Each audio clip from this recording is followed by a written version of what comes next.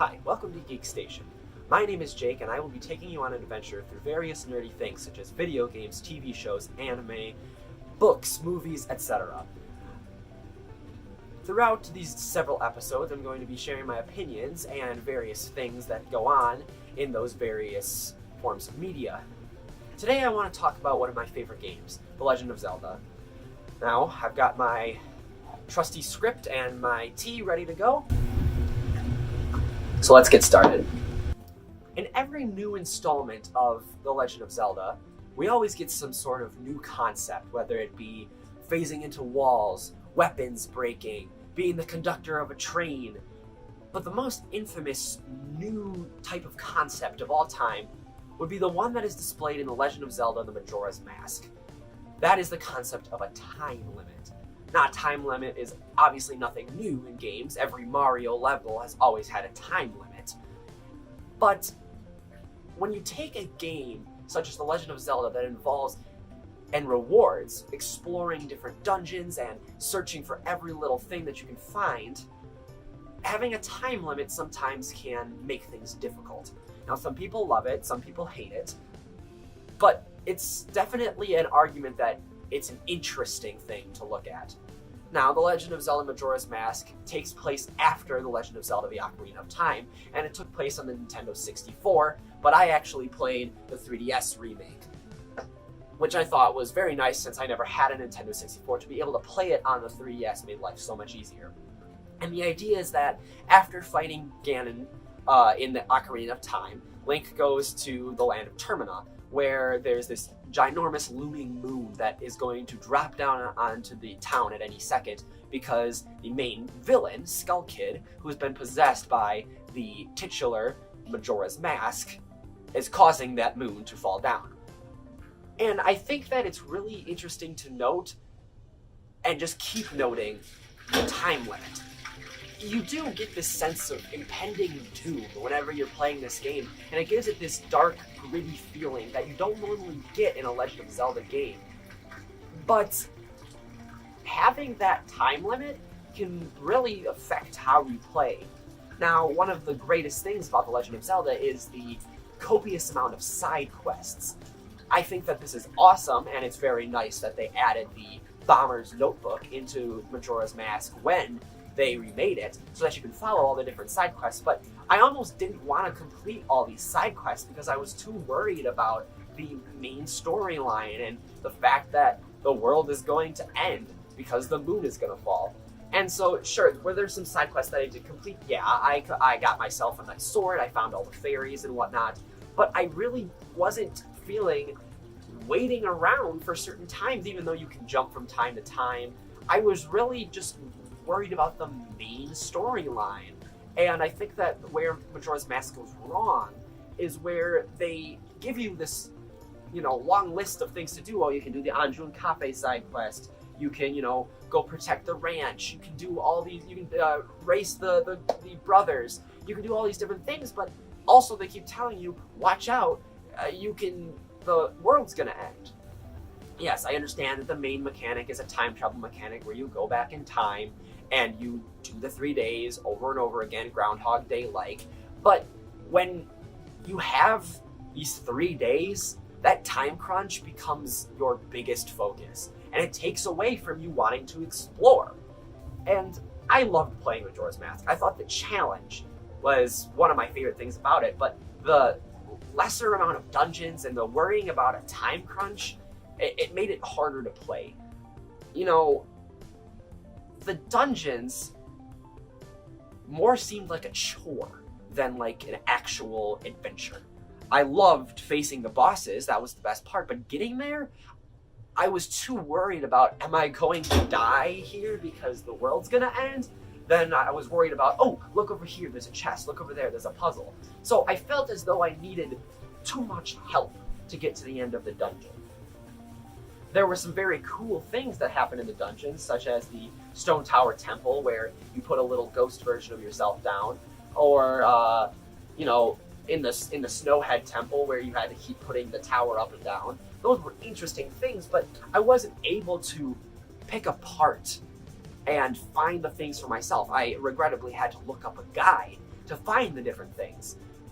Because otherwise I was never going to beat them. I was going to get burned out of Majora's Mask just because I had to keep figuring things out, and if I didn't figure them out fast enough, I had to restart the time, and then I would have to try again, and that became way too tedious.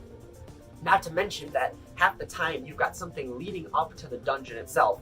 For example, you have to go through the Deku Palace first before you can go into the Woodfall Temple, or you have to, talk to the Gorons before you can actually go into the whatever the tower is called, Snowhead Tower. You have to do those things beforehand, so you end up wasting a day before you go into the tower. I mean, you can restart before you go in, but then you have to go through the process of restarting everything, and then you can go in. It seems like I'm focusing on this one mechanic of turning time back, and that's where Majora's Mask goes wrong. But Majora's Mask also does things very right when it comes to the masks. The masks that they mentioned in the beginning and that are on the cover, you can turn into a Deku scrub, you can turn into a Goron, and you can turn into a, a Zora. That is awesome. The ability to do that, every time I had to do that, it was great. The backstories behind it, because there's darker and they mean a little bit more, because, characters die, characters are dead, things are happening to characters. That makes them so much more meaningful. And the mask system as a whole is also something that's just really fun to do. You can get something that's actually useful, such as the 3 masks at the beginning, or you could get something that's just kind of silly, like the postman's hat. So I think that collectibles can sometimes be something that people have a negative idea about, but when you're collecting the masks, you end up feeling good about the fact that you've collected these masks, because then at the end of the game, not only do you have a bunch of cool masks, you also have the ability to get the Fierce Deity mask and become Fierce Deity Link, but you get rewarded for doing all these side quests and whatnot. So yes, that build-up of I'm doing all of these side quests and I have to keep restarting the time, it's so tedious, that can happen. But the rewards that you get make it worth it. And most of the side quests are fun. And I think that Majora's Mask is so controversial because there's these two opposing sides. One says, the side quests are great, I love them, and I get all this cool stuff. And the other says, well, I don't need all this cool stuff to finish the game, and the side quests can be boring anyways, so why should I do them? So I think that causes Majora's Mask to get a little bit of a bad rep in some cases because it's so controversial. But Majora's Mask as itself is an excellent game. It's fun. And I think that, though I feel like I've expressed more negative opinions about it, I think that people need to give this game a chance. And so you have to look up a few things. You have to look up what's going on every once in a while. So what? As long as you enjoy the story and enjoy the game, that's what matters. Now I want to go into a few specifics about the certain things that happen in the game. What I just told you about was my kind of overarching opinion about the game.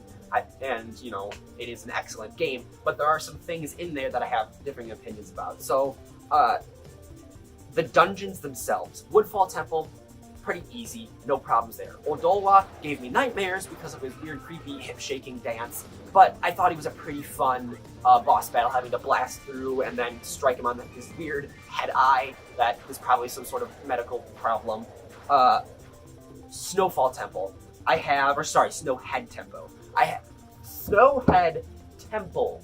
Thank you. I have problems with Snowhead Temple. I hated Snowhead Temple. I did not hate Goat, or Got, or however you pronounce his name. Great boss. But Snowhead Temple in and of itself is too frustrating, having to go up and down, and if you don't press the right switches or whatever to move the tower, it gets so frustrating. And it's just, I did not like it. And I collected all the fairies, and the fairies were almost impossible to get within the time limit. So it ended up being just a big chore. Goat, on the other hand, very fun. I loved running. Even though it was just literally me running in circles, it was still great. I loved it. I loved the ability to jump on him, and then you have to slash him. That's fun. That one will always be fun. Great Bay Temple. This one was kind of in between Woodfall and Snowhead for me because it could kind of be frustrating going through the water sometimes, but it was also sometimes fun to go through the water sometimes. It depended. It got frustrating with the big swirly toilet bowl thing where you had to figure out where you wanted to go. That got frustrating. But sometimes just being a Zora in the water was just cooler than having to do the whole Goron thing. Georg, kind of whatever. I mean, just kind of a lame boss fighting in the water. It's whatever. Stone Tower Temple. I think this is ultimately the coolest temple and the worst boss, because being in Stone Tower Temple, the atmosphere is cool, you know, having to flip the place upside down, the music, it's all a good package of a cool dungeon. And then you get to Twin Mold, and you get the Giant's Mask, and you think, this is cool, I'm gonna have this mask, and I'm gonna be giant, but you have to hit Twin Mold in the exact right place, you have to do the exact right things, and I ended up hitting him for no reason, and I was like, why am I not doing any damage? And I looked it up, and you have to hit him in the exact right place, or you waste time, and then you ended up losing because you ran out of time. And then you get out, and you're like, I finally beat it, but now I got this cool giant mask, let's go see what I can do with that, and you can do nothing with it. The giant mask ends up being just a piece of junk in your inventory that you give away at the end of the game. So I think Stone Tower Temple, you know, it's remotely cool, not remotely cool, it ends up being the coolest part, and the boss is like, yeah, it's whatever. And also, on the giant mask, you end up wasting so much magic using it that you end up not being giant for most of the time. So, don't like Twin Mold, do like Stone Tower Temple. I think that the only thing really then is the final boss, Majora. Is it worth it? You get to the end, you have to, you know, you see Skull Kid and you end up not fighting Skull Kid, but the mask itself. I think that it can be good depending on how you get there. Now, fighting with the Fierce Deity mask, ultimately cool, kind of makes the end pointless because you just, boom, kill it, basically. Fighting with nothing, really not worth it because you're just going to get destroyed. Fighting with, in between, the Gilded Sword or the Fairy Sword, that's worth it because, you know, you get a little bit of a boost so you make it less obnoxious to fight him, but it's not too much that you end up just being too easy. I think, if I remember correctly, he's got 3 stages, and each of them are terrifying, and I hate them.